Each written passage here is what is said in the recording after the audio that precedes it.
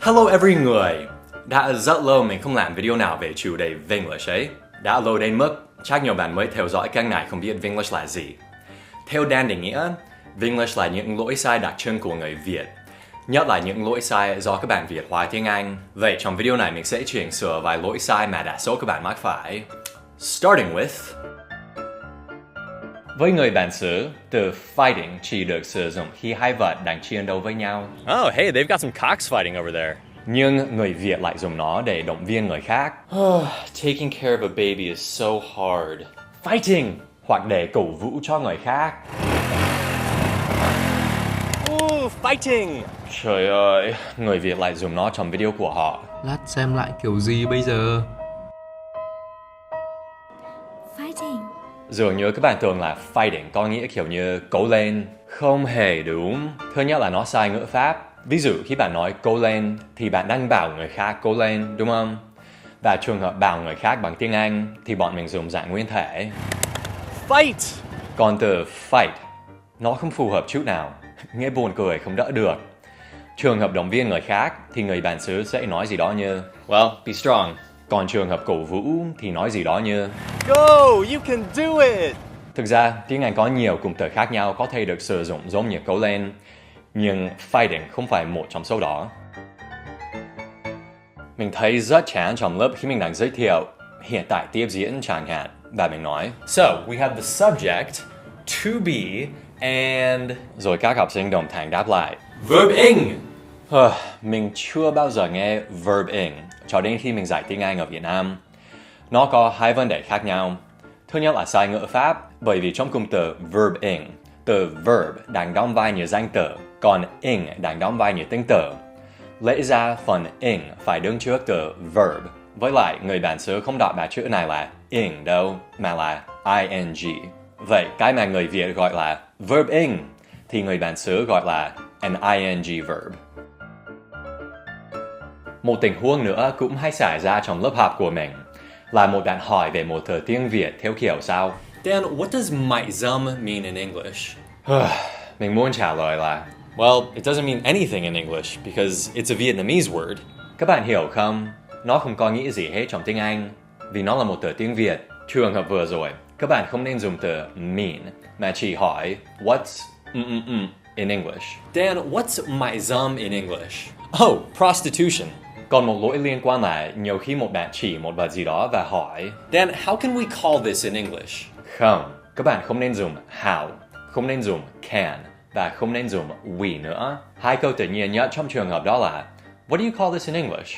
Hoặc là what's this called in English? Dan, what's this called in English? Disgusting. Trong một video trước về Vinglish, mình đã hướng dẫn là các bạn không nên nói most favorite. Và các bạn hãy mắc một lỗi nữa với từ favorite này. Đó là nhiều bạn tưởng nghĩa của nó là sở thích. Vậy các bạn sẽ nói my friend and I have the same favorites. Hoặc là Cooking is one of my favorites. không được. Tại vì favorite là tính từ, nó phải đứng trước danh từ. This is my favorite song. Và thỉnh thoảng nó có được sử dụng như danh từ. Ví dụ như This song is one of my favorites. nhưng trong câu này, favorite không có nghĩa là sở thích đâu. One of my favorites có nghĩa là một trong những bài hát mình thích nhất. Còn khi nói về sở thích thì hãy dùng một trong hai từ hobby hoặc interest. Counting is one of my interests. Các giới từ là một trong những phần khó nhất khi học ngoại ngữ, tại vì chúng có thể rất thất thường. So, we've got in the morning, at night, and on Tuesday. Easy to remember, right? No. Và nhiều khi, các ngôn ngữ dùng giới từ khác nhau trong cùng một trường hợp. Ví dụ, khi bạn đang dùng tiếng Việt và nói về khả năng riêng của bạn đối với một hoạt động nào đó, thì bạn sẽ dùng với. Ví dụ như, với mình học tiếng Anh rất khó, đúng không? Nhưng từ đúng trong tiếng Anh không phải with, mà là for. English is so hard. It's easy for me. Hoặc là khi nói về ý kiến riêng, thì các bạn cũng hay dùng với mình, vân vân. Nhưng trường hợp này bằng tiếng Anh thì to mới đúng. I'm so ugly. You're beautiful to me, baby. Các bạn hãy cẩn thận về điều này. Bọn mình chỉ dùng with me khi nói về chuyện ai đó đi cùng mình hoặc làm cùng mình một việc gì đó. Hey, you want to look at some girls with me? Oh. Còn một lỗi nữa về with là khi các bạn nói về giá cả. Tại vì người Việt hay nói với giá nào đó. Chỉ với 500 đồng, bạn có thể sở hữu một lon bia đã xuất hiện trong video của Dan. Nhưng trường hợp đó thì người bạn xứ bọn mình lại dùng for. And for another 500, I'll autograph the can too. Besides là một từ mà mình nghĩ mình thực sự chưa gặp một người Việt nào dùng chuẩn. Hình như các bạn tưởng là nó được dùng như hơn nữa. Ví dụ có nhiều bạn viết theo kiểu Korea has beautiful mountains and tasty food. Besides, the girls are sexy. Không. Trường hợp vừa rồi, bọn mình sẽ dùng also, to hoặc as well thôi. Còn besides, nó rất khác và cách dùng của nó hơi phức tạp. Bọn mình dùng nó để đưa ra một lý do bổ sung ngay sau khi đưa ra lý do chính. Ví dụ, nếu bạn đang cố thuyết phục bản thân của bạn đi xem một cuộc hòa nhạc miễn phí chẳng hạn, thì có thể bạn sẽ nói Come on man, it'll be fun. Besides, it's free. Đấy, lý do chính bạn ấy nên đi là vì nó sẽ vui vẻ.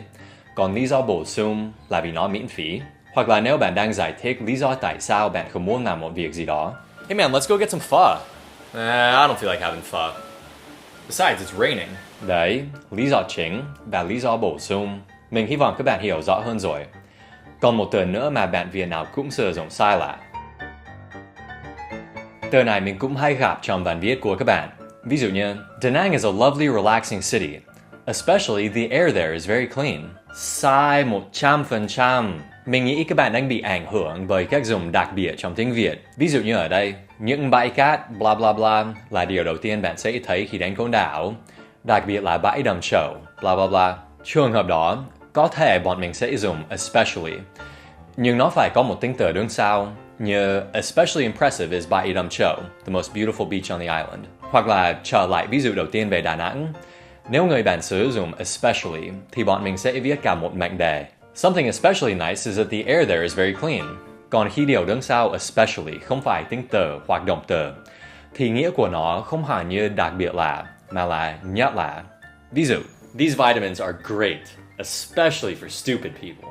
Oh, I love Vietnamese food, especially mom tom. Dan's videos are so amazing, especially the ones about Vinglish. Hey, chào đã. Bạn có dự định đi du học không? Nếu bạn có, thì mình xin được giới thiệu nhà tài trợ của video này, GSE BEO, một trong những công ty tư vấn du học hàng đầu tại Việt Nam. Mình đang quay ở văn phòng của họ đây. GSE BEO cung cấp dịch vụ du học Anh, Úc, New Zealand, Mỹ, Canada và Singapore, và họ có thể hỗ trợ bạn xin học bổng nữa. Còn điều hay nhất về dịch vụ của họ là nếu bạn đi Anh, Úc, New Zealand hoặc Singapore, thì dịch vụ của công ty hoàn toàn miễn phí. Thật đấy. Còn Mỹ và Canada, bạn sẽ được miễn phí dịch vụ nếu chọn đi một trong những trường đối tác của GSE BEO.